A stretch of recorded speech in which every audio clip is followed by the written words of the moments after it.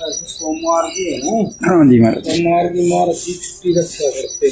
तो महाराज जी साल में 2-2 चक्कर भी मार दिया करते। मेरी बात है। हाँ फिर रुका भी महीना 2 महीना तो रुक जाया करते।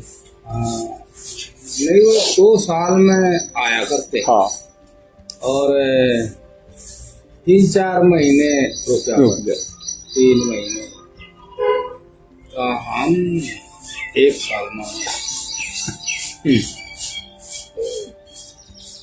हम वो पूरा एक सीजन गुजारा करते हैं। हाँ कोई भी बस वे यहाँ ज्यादातर सर्दी में रहा हाँ करते। और एक सर्दी या इस टाइम आया करते हैं, ये शिवरात्रि के टाइम पे एक सर्दी में रहा करते। हमारा एक सर्दी आ रहा था चमस्से में, वो एक चमस्सा रहा करते जगाधरी और एक चमस्सा आते चिंतपूर, उनकी ये कुटिया थी।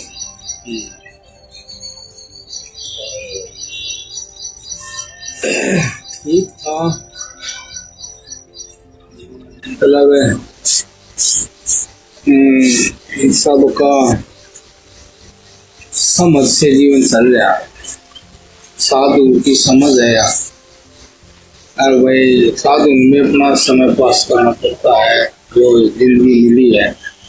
तो साधु को कुछ अलग ज्ञान हो जाता है आम आदमी।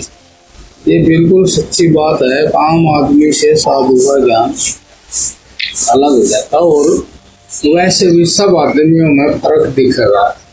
आप लोगों को भी ध्यान से देखोगे कि बहुत आदमी बहुत झूठ बोलते हैं, बहुत आदमी कम झूठ बोलते हैं, बहुत आदमी ऐसे झूठ ना बोले कि मजबूरी बोलनी पड़े। तो ये देखो, सब देखा जाए तो सारे साधु हैं। मतलब सब साध रहे अपने आप को धर्म में, देखो। और कोई कोई उनमें से नकल ही जाता है कि मैं झूठ तो नहीं बोलना चाहता, लेकिन यहाँ झूठ बोली जाती है। तो वो फिर साधु बन जाता है कि मेरे से झूठ तो नहीं बोली जा। तो फिर उसको इतना मतलब हौसला आ जाए, ज्ञान का बल इतना बढ़ जाए, वो संसार छोड़ते हैं। अब ये काम मेरे से होने के नहीं, तो संसार में मजबूर होकर करने पड़ते हैं, मजबूर होकर करने पड़ते हैं। और उनके साथ करने पड़ते हैं तो वे लोग इच्छा से कराए, तो उनका रिश्ता रखता आपस में। इसलिए वो रिश्ता निभाने के लिए उसने ऐसा करना पड़ता है। वे मानते हैं नहीं थी, वहाँ रहेगा तो वे स्वतः मारेंगे और तू तो फिर किसी काम का नहीं रखेंगे। तो इस तरह से वो जो भाई क्या बोल रहे हैं, रिफाइंड हो जाए नहीं। संसार में न चाहते आदमी अपने आप ही ना भी चाहे तो भी शुद्धिकरण की प्रक्रिया यहाँ चालू है। जैसे कोई मनमर्जी से बदमाशी करे तो फिर पुलिस है, तो वह उन्हें ठीक करे, फिर उसने आखिरकार ठीक होना पड़ा। अब भाई ये तो मार देंगे या कुछ कंडम कर देंगे या जिंदगी नहीं चली जाएगी।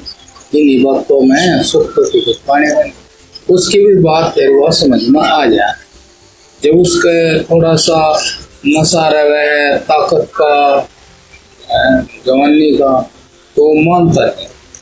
और फिर वो कई बार भाई उनके साथ चढ़ जा, फिर उसकी उम्र भी ढल जा, फिर उसको समझ में आने लगा कि चला नहीं काम, भाजा भाजा कब तो फरेगा। सारे का जो जाल है, इस जाल में तो तू फंसेगा। और फिर अकेला है फंस जाए, वहाँ कोई साथ भी नहीं देता। तब फिर आकर मुझको समझ में आ गया वे आदमी ज्यादा होशियार, समझदार और पूर्व जन्म के संस्कारी हैं।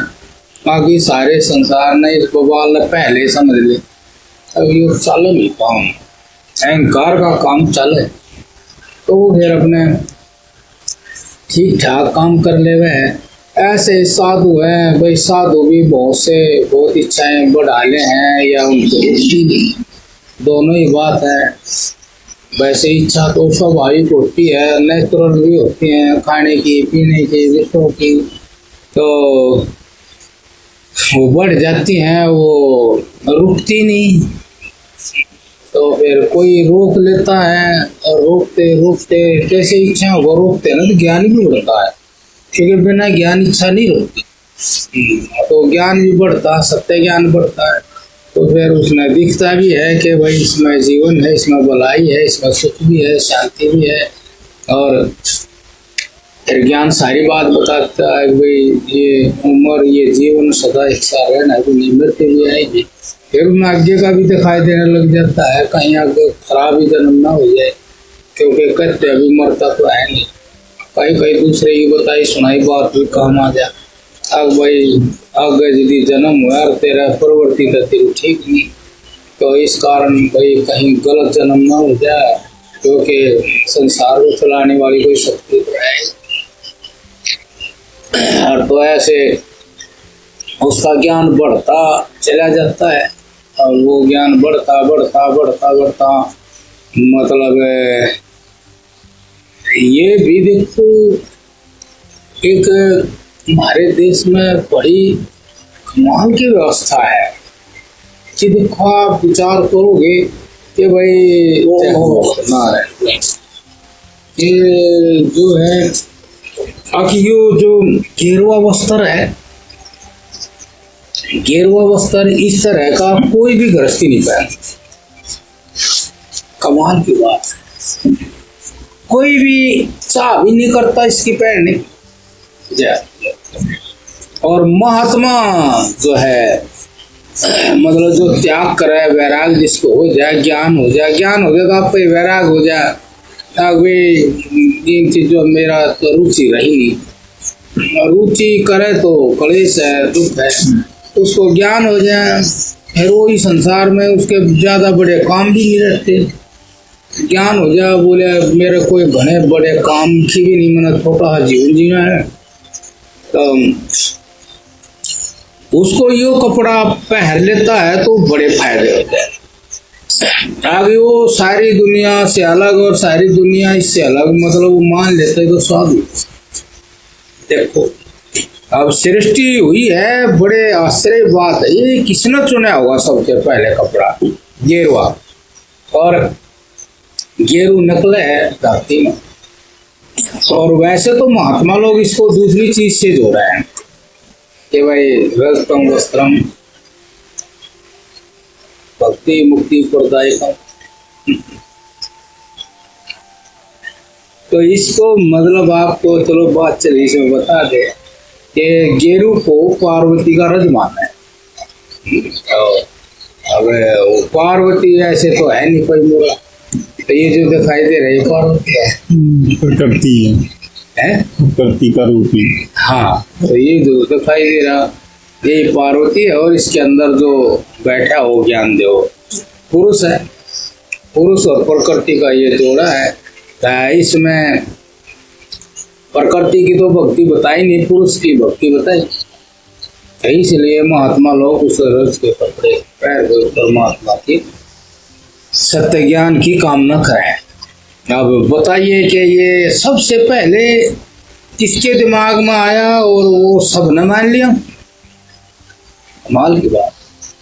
हमने ऐसा एक बार महर्षि से कहा था कि ये किसने कहा होगा कपड़ा, तो हमने कपड़े मान लिया। किसने कहा कि रोटी है, रोटी मान लिया। किसने कहा ये अनाज है, तो अनाज ही मान लिया। किसने कहा ये पेड़ है, तो पेड़ ही मान लिया। तो चक्कर पड़ गया भाई, तो सही बात मतलब तो कितने बात करें। किसी ने कहा ये घर है, तो घर ही मान लिया। उन्होंने सवाल क्यों नहीं उठाया घर क्यों है? तो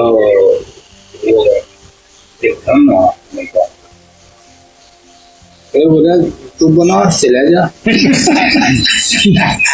रानी सवाल तेरी बात का समाधान तो बनारस है।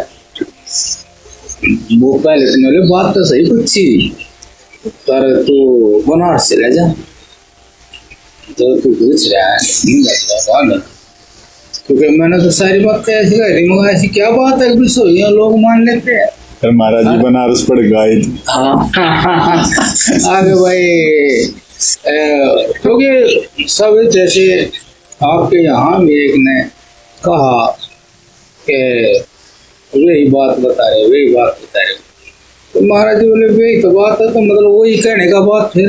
अब काम क्रोध लोभ, काम क्रोध लोभ, काम क्रोध लोभ। अब पता नहीं कब से सृष्टि इसी नहीं कह रहे, कोई दूसरा आदमी आया ही नहीं कि न दूसरा नाम दे दो। काम क्रोध लोभ, काम क्रोध लोभ। तो सबसे पहले कौन इतना समझदार था कि उसने जो इनका नाम रख दिया तो बदला ही नहीं गया। इतना सटीक नाम किसने कैसे रख। अभी काम क्रोध लोभ कि आदमी के अंदर जो इच्छा हो ना काम कर रहे हैं, काम देव भी कह रहे हैं भाई, देव चेतना है, ये शक्ति है तो। और तो इस तरह से मतलब बड़े घनी बात ऐसी बड़ी आश्चर्य की है। देखो अब आप देख लो, अब पक्षी उड़े हैं और हम जमीन पर चले हैं, तो हम जमीन पर चले हैं तो ठोस पे तो चले हैं। अब वो हवा ठोस नहीं है, उस पर चल नहीं सकती, फिर ठोस उस पर चला। और पक्षी हवा भी ठोस है, देख लो पक्षी हवा न दाब दौड़ है, कमाल की बात है। हवा भी ठोस है, हवा भरी पड़ी है। अब मान ले पक्षी न दबाओ तो ना हवा हुआ दब जा भाई। अब पक्षी ने हवा दबाई तो दबी रह जा, फिर पक्षी का क्या हो। लेकिन नहीं, जैसे धरती हमेशा रहे हैं हमारे सामने दबती नहीं, ऐसे हवा भी दबती नहीं। हवा को दबा कर नहर वो उड़े जाते देखो, और हवा देखती, और हवा पूरी तरह जैसे धरती ठोस है, जैसे धरती हम चले हैं तो सारे का धरती मिले हैं, ऐसे उन्होंने सारे का हवा मिले। खट अपने पेट पे बैठे हैं, धरती पे बैठे हैं, पेट पे बैठे हैं, खट अपने नुकर कर उसने हवा पे। बताइए ऐसे कोई हवा पर संयम कर ले तो कहे कि वो हवा पर गति कर ले, चला जाए। संयम कर ले मतलब इतना ज्यादा एकाग्रता बढ़ा ले, हवा दिख जाए उसमें, हवा का अपने आप को स्थिर कर दे। और ऐसा कह रहे हैं मतलब साधना का कोई हिसाब। और तो ये सारी बात तो आदमी देखो दिखता भी नहीं, ज्ञान से कितना बदल गया, और ज्ञान ध्यान से, और ध्यान स्वाभाविक भी हो जाए। ज्ञानी आदमी के लिए सारे शब्द जो है बड़े आसान और पड़ता है कि ध्यान स्वाभाविक भी हो जाए। और वैसे तो ध्यान सभी जीवन में रखते हैं। अब ये थोड़ा सूक्ष्म ध्यान है कि आप के जीवन में कोई घटना घटी तो आप उसी के पीछे पड़ गए, अभी ऐसा होया तो ऐसा क्या फिर भी हो जाएगा, क्या होता ही रहेगा, तो फिर होता ही रहेगा, तो इस तरह से बचो, कैसे बचा जाएगा। यो सूक्ष्म ध्यान मतलब विचारधारा बह गए, विचारधारा में बह गया उस विषय के लिए। अब भाई इसका पूरा ऐसा सही खोज कर लो आगे, जिससे फिर हम करें कि ना करें। जैसे यो होया है यो तो होया स्वाभाविक, फिर उसमें यदि विचार जाए कि भाई यो ऐसा हो गया फिर तो नहीं हो जाएगा, है ऐसा अगर फिर तो नहीं हो जाएगा, तो फिर वो उसने जो है यदि वो सूक्ष्म विचार से क्यों आदमी थोड़ा थोड़ा विचार करे आगे चलती